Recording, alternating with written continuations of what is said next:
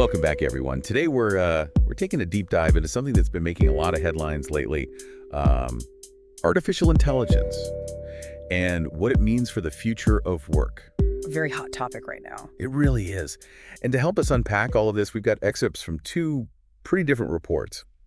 One is laying out all the potential impacts, what could actually happen to jobs and what governments are doing about it.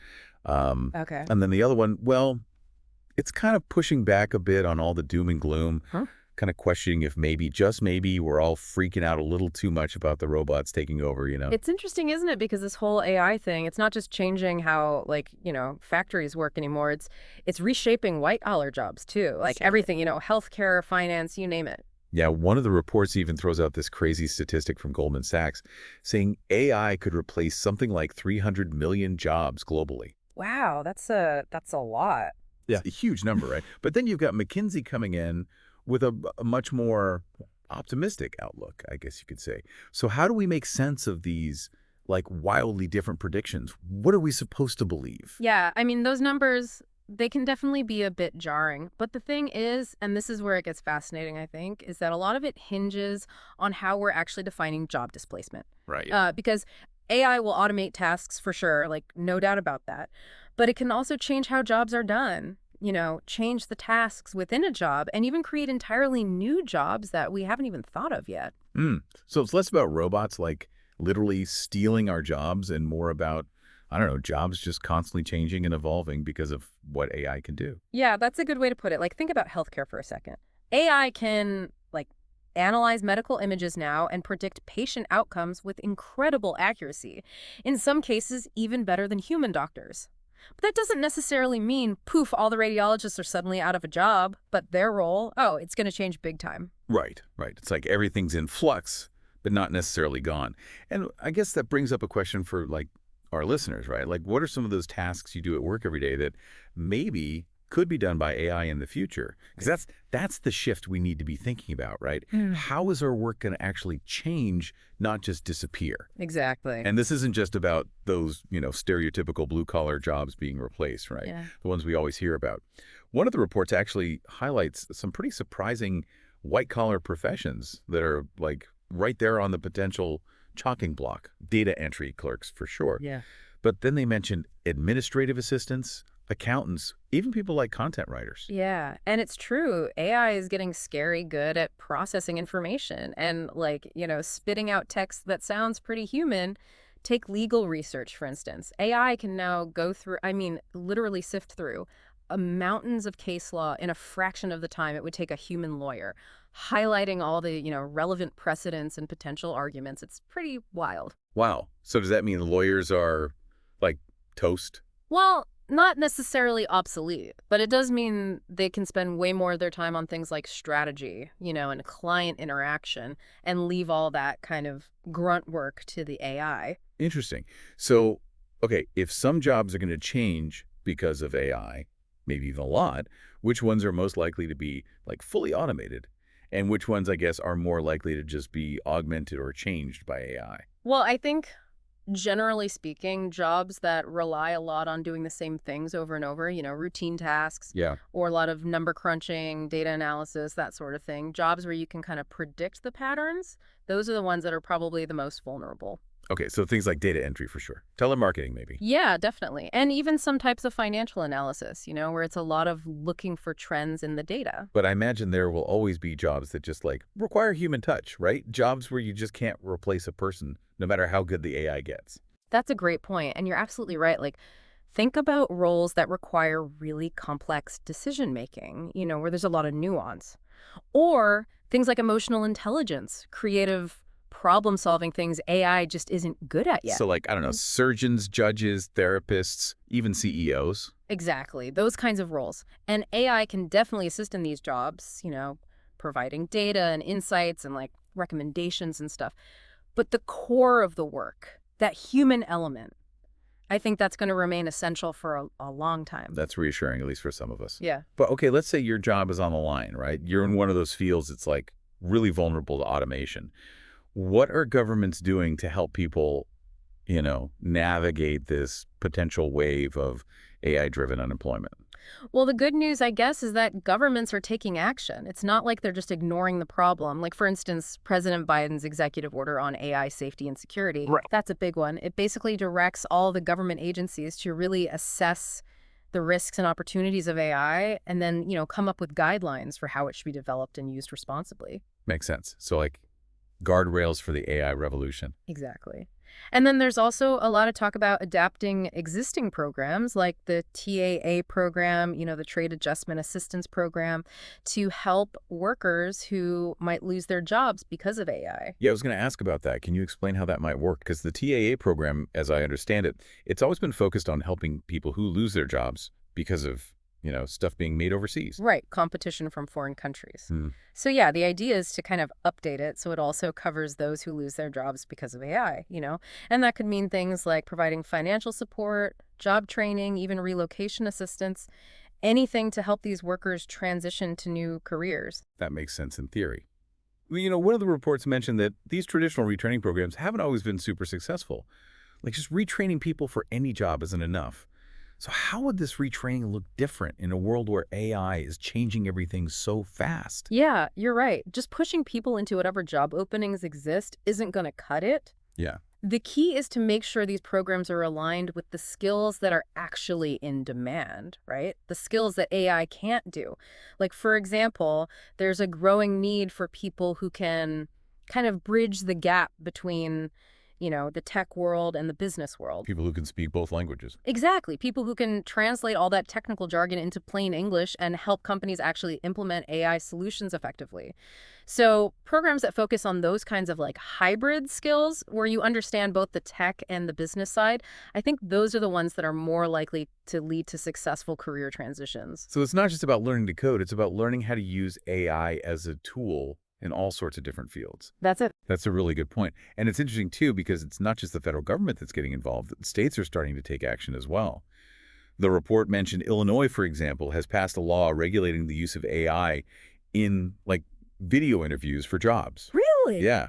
Apparently, it's meant to prevent bias. That's interesting. So it seems like lawmakers are at least starting to grapple with not just the economic impacts of AI, but also the potential ethical and societal impacts as well. Absolutely. And that brings us to one of the most, I think, hotly debated solutions out there for a potential mass unemployment scenario driven by AI, universal basic income. Now, that's a topic I'm eager to dive into. Yeah, let's unpack that one because honestly, it's not as simple as it sounds. So UBI, universal basic income, it's this idea that everyone, no matter if they have a job or not, gets a regular paycheck from the government. It kind of sounds like, I don't know, something out of a science fiction movie. Yeah, it does have that kind of futuristic vibe to it, doesn't it? But the idea's actually been around for a while. The basic idea is that in a world where work might become less available because of all this automation, it could be like a financial safety net for everyone. Okay, I'm following. So think of it like, a foundation. People could use it to pursue education or like start businesses or contribute to their communities without that constant worry of, oh my gosh, how am I going to pay the bills? And one of the reports actually talked about a pilot program in Stockton, California, where they did exactly that. Gave a group of residents $500 a month, no strings attached. And the results were, well, pretty interesting.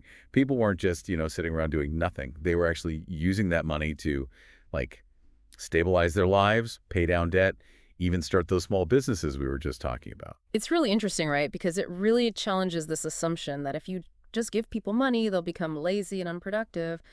But these studies, this one and others like it, they seem to suggest that UBI can actually empower people to take risks, improve their skills, and maybe even contribute to the economy in new ways. So it's not just about these feel-good stories, right?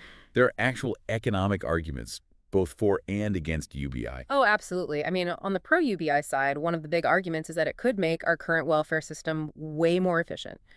Streamline everything, reduce all those administrative costs, and provide a more, I guess, straightforward way to actually fight poverty. Okay. That makes sense. And they also talk about how, as AI and automation make us all more productive as a society, the economic pie, so to speak, gets bigger. So it makes sense to maybe, like, share that wealth a bit more broadly. Right, exactly. So that's the pro-UBI argument in a nutshell. Okay, got it. So what about the concerns? What are people saying who are, I don't know, not so keen on UBI? Well, the big one, the one that always comes up, is cost. I mean, to implement a UBI program for the entire country, that would require a ton of government spending. And there's, a big debate about how we would actually pay for that without, like, raising taxes through the roof or cutting other really important programs. Yeah, that's a valid concern. And I imagine the other big question is, well, if everyone's guaranteed a basic income, wouldn't that discourage people from actually working? That's definitely a common critique, and it's a fair question. But the interesting thing is some studies suggest that, a modest UBI, it wouldn't actually reduce work hours all that much. And in some cases, it might even encourage people to take on more like part-time work or gig work because they know they have that safety net if things don't work out. That's really counterintuitive. It is. But we definitely need more research to really figure out what the long-term effects would be on, how people actually behave when it comes to work. It's still a bit of a mystery. So it sounds like UBI, it's not a silver bullet. It's complex, it's controversial, but it's definitely a conversation we need to have, especially as we think about this potential for AI to, really disrupt the job market in a big way. I totally agree. And it's also important to remember that this isn't just a U.S. issue, right? It's a global challenge. Right. And different countries are taking different approaches. Like, for example, the EU, they're being very proactive with their AI Act. The AI Act, I haven't heard of that. Yeah, it's a really interesting piece of legislation. And the goal isn't to, like, stop AI progress or anything. It's more about trying to steer it in a direction that benefits everyone, making sure AI is used in a way that's safe, ethical, and, well, it doesn't turn into some kind of dystopian nightmare. Okay, I'm intrigued. Can you tell us a bit more about what the AI Act actually does? Sure. One of the key parts of the AI Act is that it, like, categorizes AI systems based on how risky they are. So for, like, high-risk systems, the ones used in things like healthcare or law enforcement or transportation, there are all these super strict requirements around data quality and human oversight and risk assessments. So it's not just, hey, build whatever AI you want. We'll deal with the consequences later. Exactly. It's about being proactive and trying to anticipate those consequences. Hmm. And it's also about, building trust in these AI systems, Yeah. making sure they're used responsibly and don't end up, harming people or making unfair decisions. Yeah, that makes sense. We've all seen those sci-fi movies where the AI goes rogue and no one wants to live in that world. Exactly. And the EU is also, like, investing a lot in AI research and development, but their focus is on areas like sustainable AI, AI that doesn't just burn through energy and resources, and also human-centric AI, which means designing AI systems that are actually aligned with human values and needs. So it's not just about, building the most powerful AI possible. It's about building AI that actually makes the world a better place. That's the idea. And that's why I think international collaboration is so crucial in this whole AI thing. Because if every country just goes off and does its own thing, develops its own AI regulations in isolation, we risk creating this super fragmented landscape with all these conflicting rules and standards. It'd be like a Wild West for AI. Yeah, kind of. And that would probably just slow down progress, create a lot of uncertainty for businesses, and worst case scenario, it could even lead to what some people call a race to the bottom, where, ethical considerations just get tossed out the window in the pursuit of, like, short-term economic gains. Yeah, that wouldn't be good for anyone. So how do we prevent that? How do we make sure that AI is actually developed and used in a way that benefits all of humanity, not just a select few? Well, the reports both highlight the importance of organizations like the Global Partnership on AI, or GPAI. It's basically this initiative that brings together experts from all over the world to, discuss best practices and ethical frameworks and figure out how to make sure AI is used for good. So having those tough conversations, finding common ground, and actually working together to shape a future where AI is, a force for progress, not a source of fear and division. Exactly. And that's where, honestly, I think individual citizens come in too. Like, we all have a role to play by staying informed, engaging in these discussions, and, holding our leaders accountable for making responsible decisions about AI. So it's not just about, passively accepting whatever happens with AI. It's about actively shaping the future we want to see. 100%. We're not just passengers on this AI train. We can actually help steer it. And I think that's a really empowering message. It is. And it kind of brings us back to, the whole point of this deep dive, right? We've talked about all these complex issues, potential job losses, radical solutions like UBI, and even global governance. But at the end of the day, what does this all mean for our listeners? What can they actually do to prepare for this rapidly changing world? That's the million-dollar question. And for me, the key takeaway is that we all have agency in this AI revolution. It's not just something that's happening to us, it's something we're actively shaping, whether we realize it or not. And we can choose to be, passive bystanders, or we can choose to be active And participants. being an active participant means, It means staying informed. It means asking those, tough questions. It means challenging assumptions. It means advocating for policies that ensure AI is used ethically and responsibly.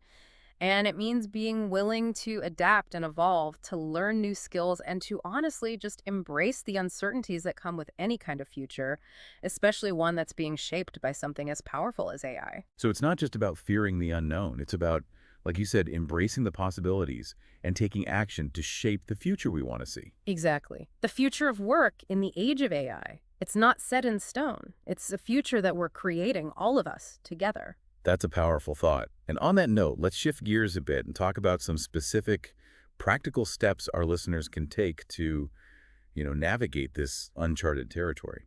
Okay, so we've really gone deep on the potential impacts of AI, debated universal basic income, and even talked about like global governance. But let's bring it back down to earth for a minute. Like, what can our listeners actually do like today to get ready for this future of work that seems to be, coming at us pretty fast?